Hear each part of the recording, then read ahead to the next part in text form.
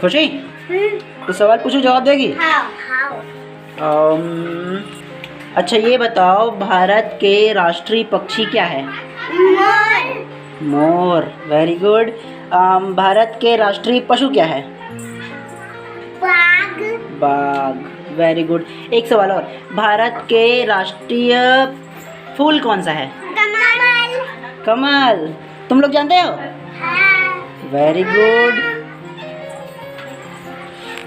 okay, ये अच्छा लगे तो सब्सक्राइब